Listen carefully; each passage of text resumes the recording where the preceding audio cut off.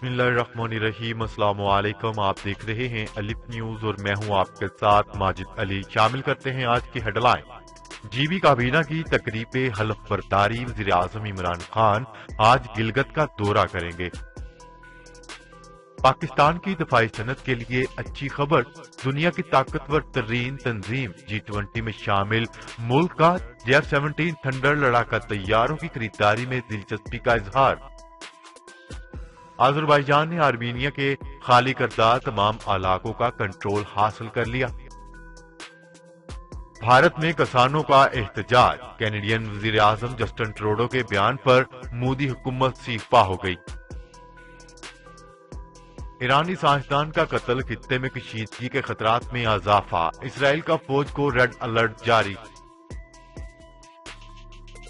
چین نے شمالی کوریا کے حکمران خاندان کو کورونا ویکسین مہیا کر دی، امریکہ کا دعویٰ۔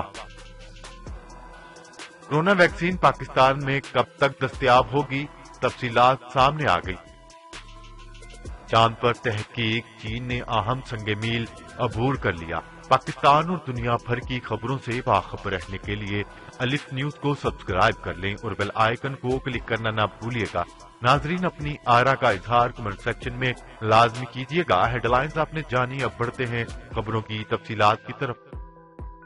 وزیر اعظم عمران خان آج گلگت کا دورہ کریں گے۔ ذرائع کا کہنا ہے کہ وزیر اعظم گلگت بلتستان کابینہ کی تقریب حلف برداری میں شرکت کریں گے۔ گلگت دورے کے دوران وزیر اعظم جی بی گورنر اور وزیر اعلیٰ سمیت کابینہ سے بھی ملاقات کریں گے۔ ذرائع کا کہنا ہے کہ دورے کے حوالے سے تمام انتظامات مکمل کر لیے گئے۔ دورے کے موقع پر چیف آرگنائزیشن سیف اللہ علی امین گنڈاپور بھی وزیر اعظم عمران خان کے ہمراہ ہوں گے۔ واضح ہے کہ گلگت بلتستان انتخابات میں پیپلز پارٹی اور مسلم لیگ نون کو شکست دینے کے بعد پی ٹی آئی کی جانب سے وزیر اعلیٰ جی بی کے عہدے کے لیے خالد خورشید کو نامزد کیا گیا تھا، جو 2 دن قبل وزیر اعلیٰ جی بی منتخب ہو گئے۔ وزیر اعلیٰ کے چناؤ کے عمل میں 31 اراکین اسمبلی نے حصہ لیا۔ خالد خورشید کو 22 اور پیپلز پارٹی کے امجد ایڈووکیٹ کو 9 اراکین کی حمایت حاصل ہوئی، جس کے بعد امجد ایڈووکیٹ اپوزیشن لیڈر منتخب ہو گئے۔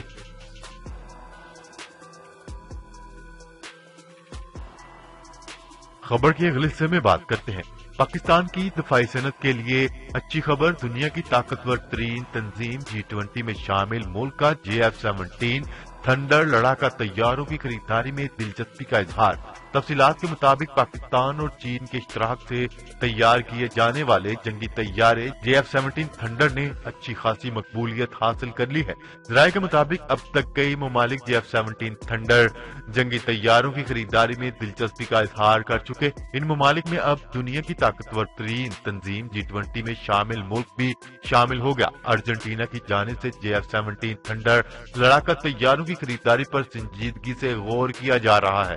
بتایا جا رہا ہے کہ ارجنٹینا کے عسکری حکام مالی وسائل کی عدم دستیابی کے باعث برطانیہ سے مہنگے جنگی طیارے خریدنے کی بجائے پاکستان کے تیار کردہ F-17 تھنڈر لڑاکا طیاروں کی خریداری کا خواہاں ہے۔ اس حوالے سے جلد اہم پیش رفت ہونے کا امکان ہے۔ واضح ہے کہ رواں سال کے آغاز میں بتایا گیا تھا کہ پاکستان نے چین کے اشتراک سے اپنی دفاعی صنعت کو مزید فروغ دینے کے لیے عملی اقدامات شروع کر دی ہیں۔ پاکستان نے چین کے اشتراک سے تیار کیے جانے والے F-17 تھنڈر لڑاکا طیاروں کے 4 خریدار تلاش کر لیے ہیں۔ بھارت کا دوست اور پڑوسی ملک میانمار بھی پاکستان سے F-17 تھنڈر لڑاکا طیارے خریدنے کا فیصلہ کر چکا۔ خبر کے اگلے حصے میں بات کرتے ہیں۔ آذربائیجان نے امن معاہدے کے بعد آرمینیا کے خالی کردہ تمام علاقوں کا کنٹرول حاصل کر لیا۔ تفصیلات کے مطابق آذربائیجان کی وزارت دفاع کی جانب سے سماجی رابطے کی ویب سائٹ ٹویٹر پر ایک ویڈیو جاری کی گئی، جس میں لاچن ضلع میں کئی ٹرک داخل ہوتے دکھائی دے رہے ہیں، جن پر آذربائیجان کے پرچم لہرائے گئے تھے، جبکہ مقامی میڈیا کے مطابق لاچن ضلع میں آذربائیجان کے فوجی ٹرکوں اور روسی گاڑیوں کو داخل ہوتے دیکھا گیا۔ روس کے تعاون سے آرمینیا اور آذربائیجان نے گزشتہ ماہ جنگ بندی کا معاہدہ کیا تھا۔ خبر کے اگلے حصے میں بات کرتے ہیں۔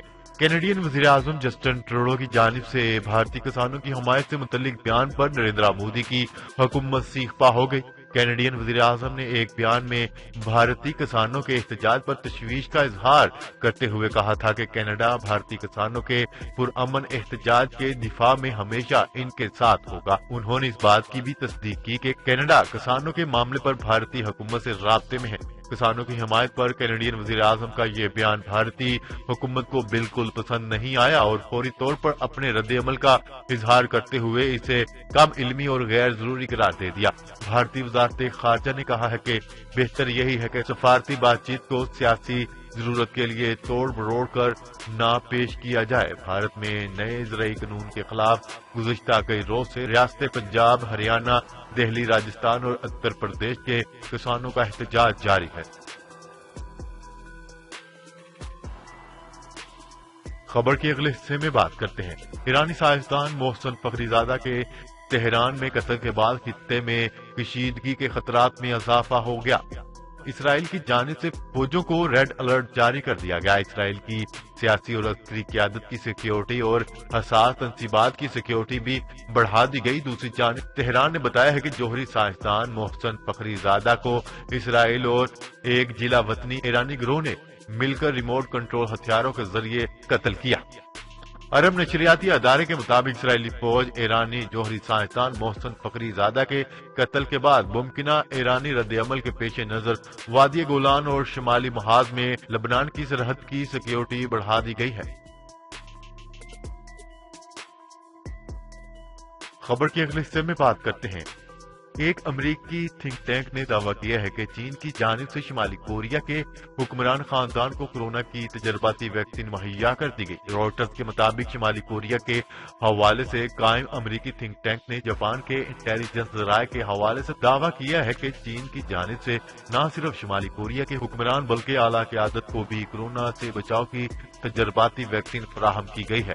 امریکی تھنک ٹینک کے رکن ہیری کازیان کا کہنا ہے کہ ویکسین کی فراہمی 2 سے 3 ہفتے پہلے کی گئی۔ انہوں نے مزید کہا ہے کہ اس وقت 3 چینی کمپنیاں کورونا ویکسین کی تیاری پر کام کر رہی ہیں۔ ان کے لاکھوں لوگوں پر تجربات ہو چکے لیکن کسی بھی کمپنی نے ابھی تک نتائج ظاہر نہیں کیے۔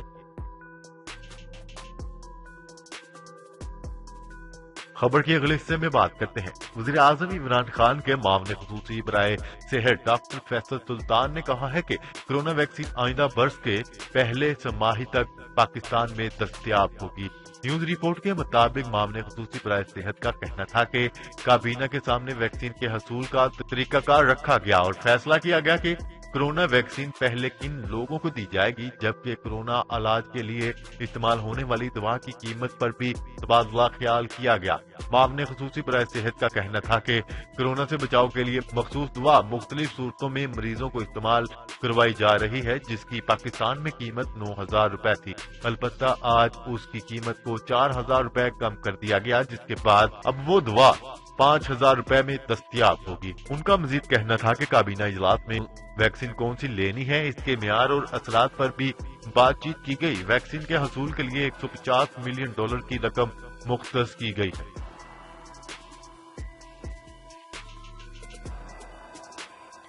خبر کے اگلے اور آخری حصے میں بات کرتے ہیں۔ چین کی خلائی گاڑی چینگ 5 کامیابی کے ساتھ چاند پر اتر گئی، جو وہاں سے مٹی اور پتھروں کے نمونے حاصل کر کے واپس روانہ ہوگی۔ چین کی قومی خلائی ایجنسی CNSA کی جانب سے جاری کردہ بیان میں بتایا گیا ہے کہ چینگ 5 کو 24 نومبر کو خلا میں بھیجا گیا تھا، جس نے 112 گھنٹے کا سفر طے کیا اور اب وہ چاند کے مدار میں داخل ہو گئی ہے۔